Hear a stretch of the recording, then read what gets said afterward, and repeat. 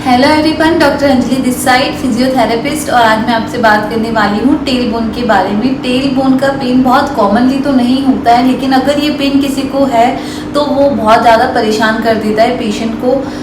ये पेन इसका कोई हमें प्रॉपर क्योर नहीं मिल पाता है। पेशेंट को नहीं पता होता है कि वो किन किन चीज़ों का ध्यान रखे कि उसके पेन में कमी आए, या फिर हम कह सकते हैं कि प्रॉपर ट्रीटमेंट इसका हमें नहीं मिल पाता है। आजकल हम अलाइनमेंट और इसके वीडियोस देखते हैं तो कई लोग टेल बोन को करेक्ट करके, जैसे वो मिस अलाइन है तो उसको करेक्ट करके उसका ट्रीटमेंट करते हैं। तो मैं आज आपको बताने वाली हूँ कि टेल बोन का जो पेन है वो वुमेन्स में ज़्यादा क्यों होता है, लेडीज़ में ये ज़्यादा देखने को क्यों मिलता है, ऐसे कौन कौन से रीज़न हैं और कौन कौन सी ऐसी चीज़ें हैं जिनको आप फॉलो करके अगर आपको टेल बोन है तो आप उसको कम कर सकते हो। टेल बोन का मेन कोज होता है इंजरी। अगर आप सडनली फॉल हुए हो, आप सीधा मोस्टली मैंने जो पेशेंट्स देखे हैं, मैंने देखा है कि वो सीढ़ियों से स्लिप हो गए या सीधा कहीं पे स्लिप हो गए टाइल्स पे, तो जैसे ही वो सीधा स्लिप होते हैं तो उनका सीधा जो फर्स्ट से टच होता है, जो इंजरी होती है, वो फोर्स उनका एंटीरियर साइड पे रहता है और सीधा जग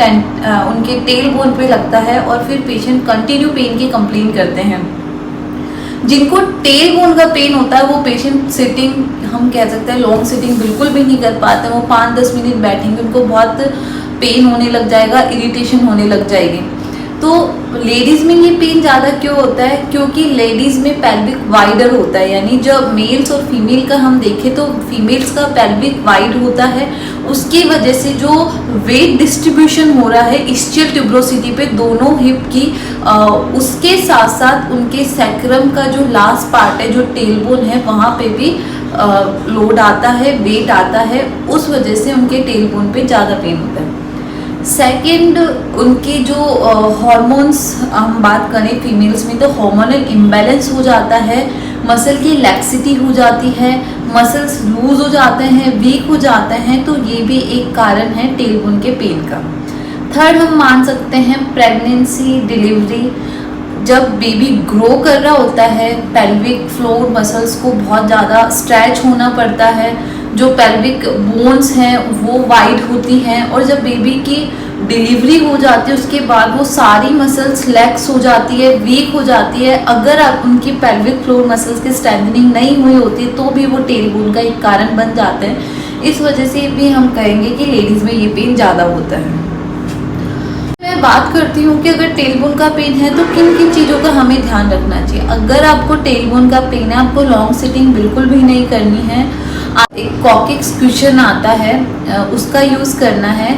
कॉकिक्स क्वेश्चन राउंड शेप का आएगा या फिर चौकोर शेप में आता है। उसमें जो टेल बोन वाला एरिया रहता है वहाँ से वो ओपन रहेगा, तो आप जब बैठेंगे, आप जब सिटिंग करते हैं उस पर, तो टेल बोन फ्री रहती है, उस पर कोई लोड नहीं आता है। सेकंड, आप अपनी पेल्विक फ्लोर मसल्स की स्ट्रेंथनिंग करेंगे। जितना ज़्यादा हो सके अपनी पेल्विक फ्लोर की मसल को स्ट्रेंथन कीजिए, आपको पेन में डेफिनेटली आराम मिलेगा।